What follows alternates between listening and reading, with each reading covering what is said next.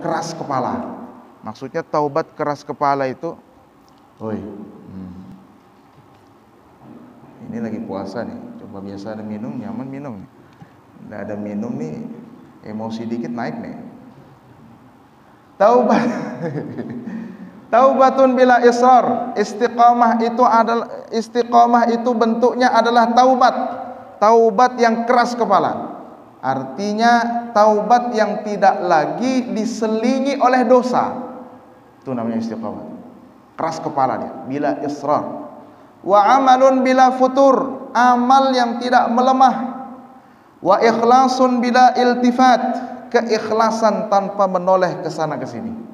Lurus saja. Wa yaqinun bila taraddud. Keyakinan yang tidak goyah. Wa tafwidun bila tadbir. Berserah diri tanpa tapi. Berserah diri, pokoknya sepenuhnya 100%. Apapun yang mau kau lakukan ya Allah, saya berserah diri. Raditu billahi rabbah wa bil islami dina wa bi Muhammadin nabiyya wa rasulah. Aku ridha kepada Allah sebagai Tuhan. Itu saja, satu kalimat itu aja sangat besar sekali. Artinya apapun yang terjadi, takdir buruk sekalipun, Engkau tetap Tuhan saya. Itu namanya berserah diri tanpa tapi, tanpa pengecualian. Wa tawakkulun bila wahmin. Bertawakal dengan pasti. Bertawakal dengan pasti tanpa ada keraguan. Ada yang mengatakan juga istiqamah adalah al-mutaba'ah di sunnatil Muhammadiyah.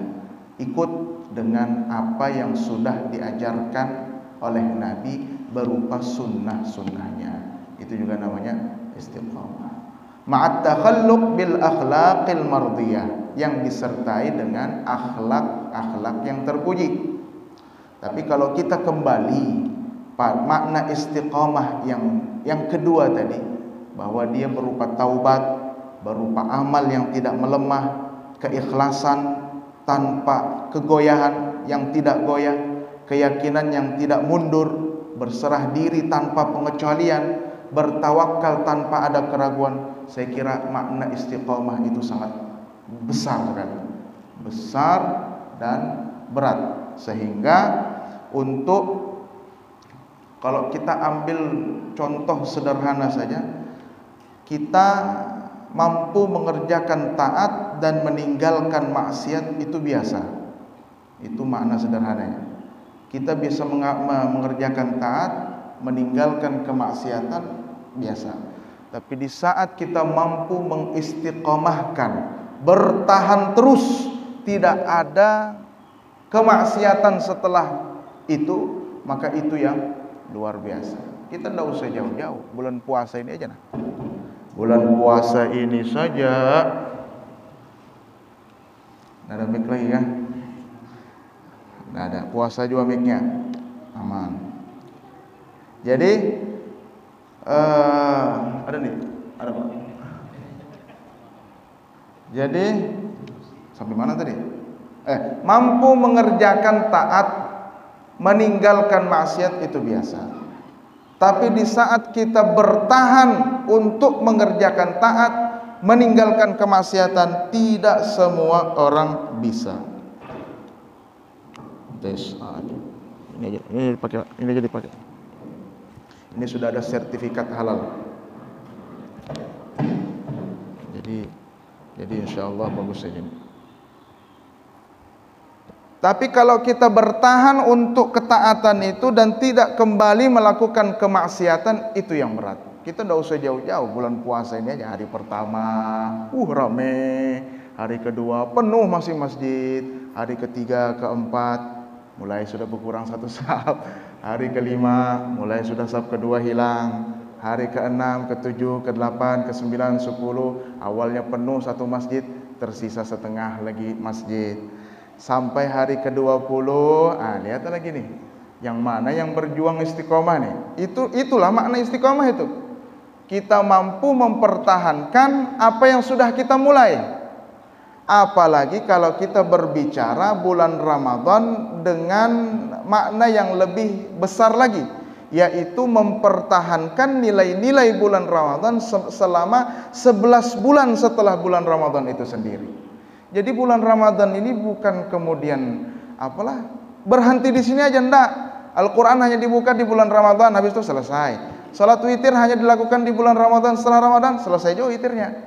Salat duha hanya dikerjakan di bulan Ramadan, kemudian di luar bulan Ramadan selesai juga duhanya. Bukan itu yang dimaksud Ramadan. Ramadan itu adalah di mana kita mampu untuk kembali melestarikan nilai-nilai dan ibadah yang kita kerjakan selama kita berada di bulan Ramadan. Ini ada bahasanya di sini, wa amalun bila futur, amal ibadah yang tidak pernah melemah. Jadi apa yang disampaikan oleh Nabi ini, Masya Allah, sangat besar sekali, sangat universal sekali, luas sekali maknanya. Karena kita dalam beribadah tidak hanya semata-mata mengerjakan perintah, meninggalkan kemaksiatan, meninggalkan larangan, tidak. Tapi di saat kita mampu menjadikan ibadah kita itu sebagai amalan yang tidak terputus dalam kehidupan kita, itulah yang kemudian membedakan kita dengan orang-orang yang soleh. Orang soleh itu kan Pak, lihat saja Imam Ahmad bin Hanbal, beliau mampu melaksanakan salat sunnah setiap malam 1000 rakaat setiap malam. Al-Imam Ali Zainal Abidin juga sama, datuknya para habaib itu. Imam Zainal Abidin, Ali Zainal Abidin bin Husain bin Ali bin Abi Thalib, suaminya Siti Fatimah binti Rasulullah sallallahu alaihi wasallam. Beliau tiap malam juga salat sunnahnya tidak kurang dari 1000 rakaat dan selalu menangis sampai orang yang melihat wajahnya Ali Zainal Abidin itu melihat ada semacam garis di bawah kedua matanya, di atas pipinya ini, karena keseringan nangis jadi membentuk dia, membentuk. Itu tanda bahwa mereka ini adalah pelopor keistiqomahan yang patut untuk kita tiru. Imam Syafi'i saja, menurut Imam Ar-Rabi', muridnya sendiri, guruku kalau di luar bulan Ramadan mampu menghatamkan Al-Quran sehari 1 kali hatam, 30 juz sehari. Kalau di dalam bulan Ramadan beliau mampu menghatamkan Al-Quran sehari 2 kali hatam. 30 hari kita berpuasa kali 2 berarti 60 kali khatam Al-Quran. Itu yang diistiqomahkan. Ada lagi Al-Imam Abdurrahman As-Segaf, kalau tidak salah, beliau mampu menghatamkan Al-Quran sehari semalam, di luar Ramadan, di dalam Ramadan 8 kali khatam dalam sehari. Siapalah kita ini? Baru kayak ini, aku nih paling bagus saja ibadah rasanya. Datang mana bagusnya? Merasa mapan terus sama ibadah, padahal paling kurang dari yang lain. Nah, makanya itu makna istiqomah, itulah kemudian yang nilainya mahal di hadapan Allah Subhanahu wa taala. Kalau hanya sekedar dapat karomah saja, misalkan ada kita lihat wali bisa terbang tanpa pesawat, bisa naik, bisa berjalan di atas air tanpa kapal, itu juga tanda bahwa mereka istiqomah. Tapi kesempurnaan istiqomah jauh lebih mulia daripada karomah yang semacam itu.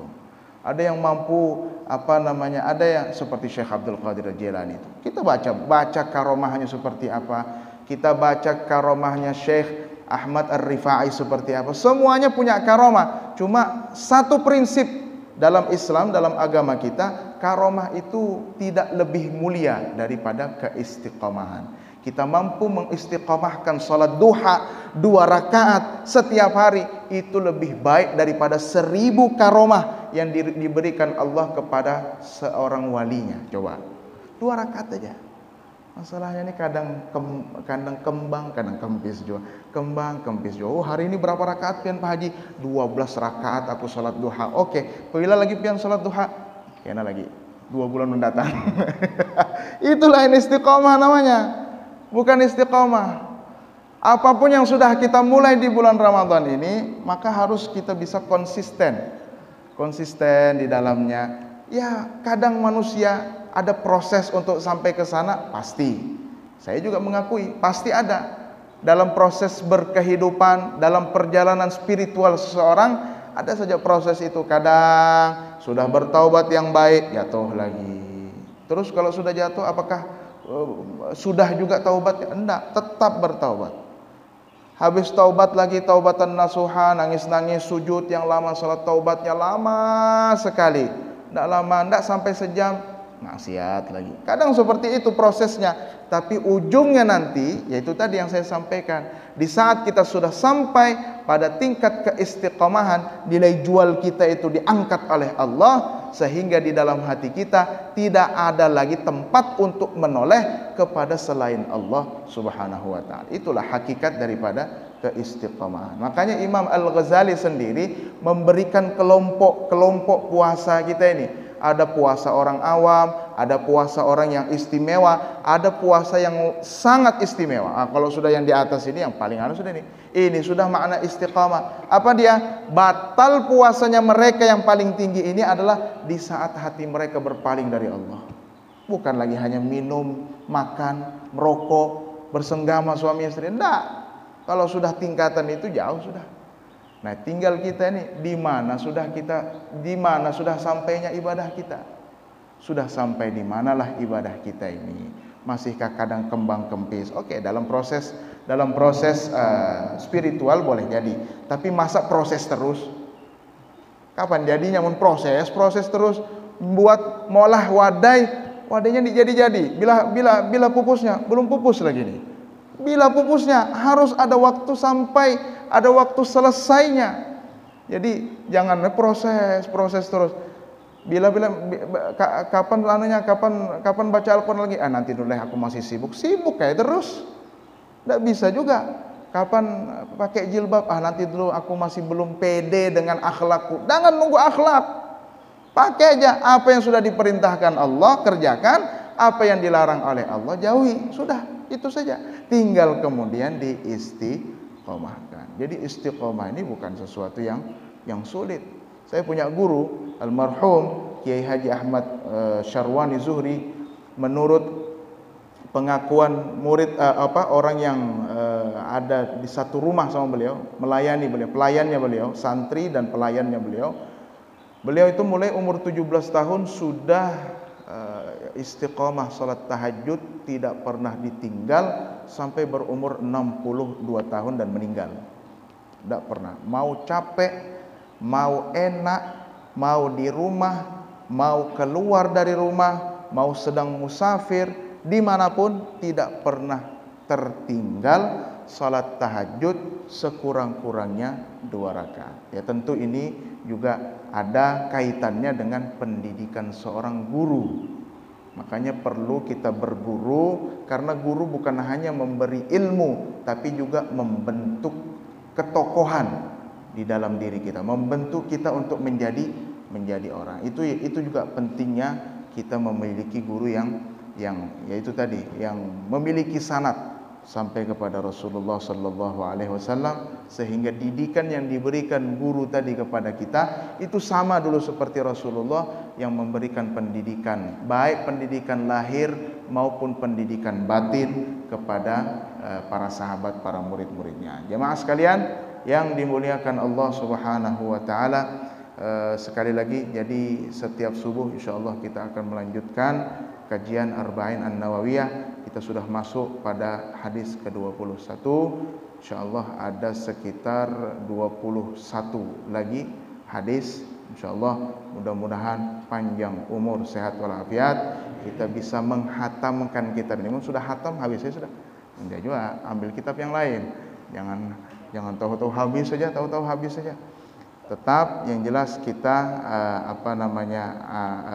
setiap kajian, setiap materi yang disampaikan tidak lepas dari buku, tidak lepas dari panduan. Tentu buku ini juga sudah diberi izin untuk disampaikan kepada masyarakat. Barangkali ini mudah-mudahan hari pertama puasa kita dapat memaksimalkan ibadah dan kita bisa menjadi istiqomah. Sekali lagi, bulan Ramadan ini baru permulaan, baru mulai.